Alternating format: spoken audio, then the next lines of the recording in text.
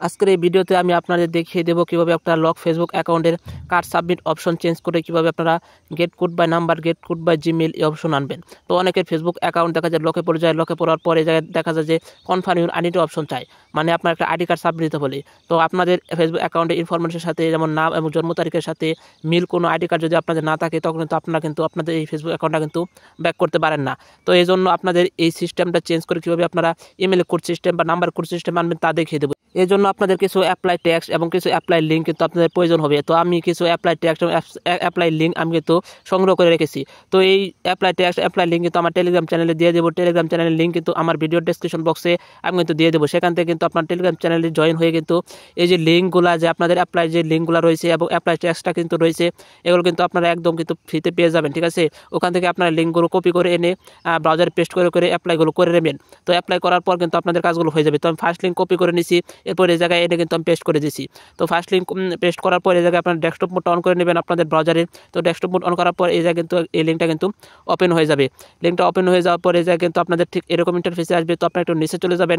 নিচে যাওয়ার পর এই জায়গায় দেখতে পাচ্ছেন ওয়াচ দিস হেল্পফুল। তো আপনারা এই জায়গায় নোতে টাচ করে দেবেন।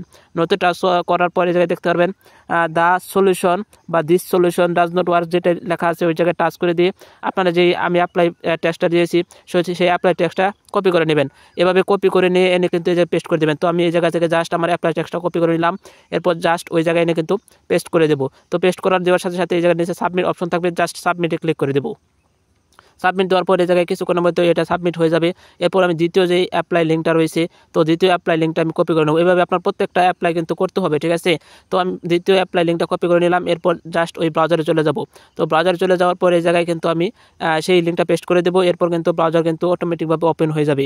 ওপেন হয়ে যাওয়ার পর দেখতে পারবেন আপনাদের সামনে ঠিক এরকম ইন্টারফেসে আসবে।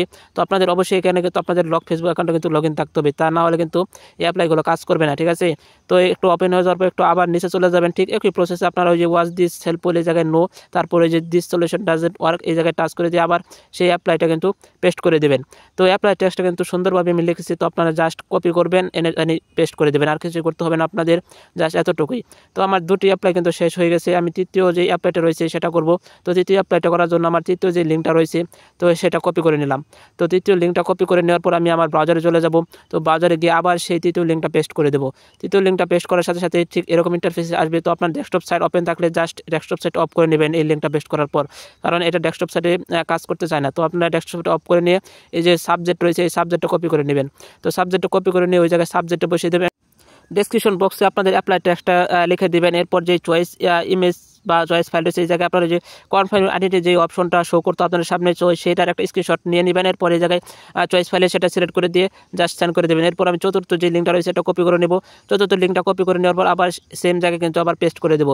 পেস্ট করার পর একটু লোড নেবেন। লোড নেওয়ার পর দেখতে পারবেন এই জায়গায় আপনাদের রয়েছে ওয়াচ দিস হেল্পফুল, আবার সেই আগের প্রসেসটাই রয়েছে। এবার দিস সলিউশন ডাজন্ট ওয়ার্ক, আবার সেই অ্যাপ্লাই টেক্সটটা আমি আবার পেস্ট করে দেবো। জাস্ট আপনাদের পেস্ট করে দিলেই চলবে, এরপর আর সাবমিট দিয়ে দেবেন, হয়ে যাবে।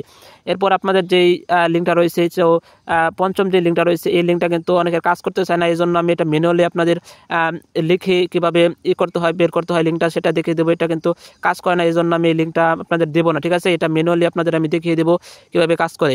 তো এই দেখতে পাচ্ছেন এই লিঙ্কটা কিন্তু পেস্ট করার পরে দেখেন কাজ করবে না। তো ডেস্কটপ সাইডে এই লিঙ্কটা কাজ করতে চায় না, ওপেন হয়েছে ঠিক আছে, কিন্তু ডেস্কটপ সাইডে এই লিঙ্কটা কাজ করবে না। ঠিক আছে, তো আপনাদের আমি ম্যানুয়ালিভাবে এটা কীভাবে কাজ করে তা দেখিয়ে দেবো। এই জন্য ম্যানুয়ালির জন্য আপনাদের যে লিখতে হবে এফবি গিভ আস ফিডব্যাক। তো আপনারা এই জায়গায় লেখার পর সার্চ দেবেন, এরপর ওই লিঙ্কটায় টাচ করে দেবেন। এরপর এই জায়গায় রয়েছে লগ ইন, তো লগ ইনে সিলেক্ট করে নেবেন। এরপর এই জায়গায় ইউর ফিডব্যাকের জায়গায় ওই যে ডেসক্রিপশন বক্সের যে অ্যাপ্লাই টেক্সটটা রয়েছে সেটা সিলেক্ট করে দিয়ে এরপর জাস্ট সেন্ড করে দেবেন, তাহলে কিন্তু এটা কিন্তু হয়ে যাবে। তো এই লিঙ্কটা কিন্তু কাজ করতে চায় না, এই জন্য আপনাদের ম্যানুয়ালি কীভাবে সার্চ করে কাজ করতে হয় এটা দেখে দিলাম। তো এই লিঙ্কটা আপনাদের নাও দিতে পারি আমি, তো ম্যানুয়ালি আপনাদের দেখে দিলাম। এরপর যে লিঙ্কটা রয়েছে তো সেই লিঙ্কটা আমি কপি করলাম। কপি করার পর জাস্ট ব্রাউজারে পেস্ট করে দেবো। এরপর একই প্রসেসে আপনাদের সামনে ওপেন হয়ে যাবে। ওপেন হয়ে যাওয়ার পর আবার একই প্রসেস আপনারা কাজ করবেন। তো একটা দেখার পর কিন্তু আপনারা ইজিভাবে পারবেন। এরপর ডেস্কটপ সাইট অন করে দেবেন, কারণ ডেস্কটপ সাইট অন ছাড়া কিন্তু এইগুলো কিন্তু ওপেন হতে চায় না। তো ডেস্কটপ সাইট অন করার পর একটু নিচে চলে যাবেন। এরপর দেখতে পাচ্ছেন ওয়াচ দিস হেল্পফুল, তো এই যে নো সিলেক্ট করবেন। এরপর this solution doesn't work select করে দিয়ে একই প্রসেস আবার সিলেক্ট করে আবার সাবমিট করে দেবেন। ঠিক আছে, অ্যাপ্লাই টেক্সটটা একবার কপি করলেই হয়, পরে সাবমিট করলে দিয়ে দিলেও সমস্যা নেই। তো দিয়ে দিলাম, সাবমিট করে দিলাম। এরপর একটা রয়েছে লাস্ট, এটা অপশনাল, এটা দিলেও চলে, তবে দিলে খুব ভালো কাজ করে আমি দেখেছি। তো আমি কপি করে দিলাম। আমি কিন্তু অলরেডি এটা কিন্তু কাজ করেছি এবং get code by mail option কিন্তু আমি অলরেডি এনে পড়েছি। ঠিক আছে, তো আমি পেস্ট করে দিলাম। পেস্ট করার পর দেখতে পাচ্ছেন এরকম ইন্টারফেসে চলে আসছে। এরকম ইন্টারফেসে আসলে এই জায়গায় আপনাদের ওয়েব লিঙ্ক বলতে আপনাদের আইডি লিঙ্কটা দিয়ে দেবেন। এই জায়গায় পেজের চাইছে, তো পেজ না, পেজ এটাও কাজ করে, এছাড়াও প্রোফাইল এটাও কাজ করে। তো আমি দেখেছি প্রোফাইলেও কাজ করে, তো এই জন্য আমি প্রোফাইল একটা লিঙ্ক দিয়ে দিলাম। তো আপনাদের লক অ্যাকাউন্টে যে প্রোফাইল লিঙ্ক থাকে দিয়ে দিবেন। আর ডেসক্রিপশন বক্সে আপনারা একটা ডেসক্রিপশন, ওই যে ডেসক্রিপশনটা দিয়েছি ওটা কপি করে দিয়ে দেবেন। এরপর ইমেজের জায়গায় ওই যে কনফার্ম ইউর আইডেন্টি যে অপশনটা আপনাদের শো করে কনফার্ম করতে গেলে, তো সেটা একটা স্ক্রিনশট নিয়ে এই যে সিলেক্ট করে দেবেন। তো আমি একটা ইউআরএল দিয়ে দিয়েছি, আপাতত আমার লক অ্যাকাউন্টে ইউআরএলটা মনে নেই।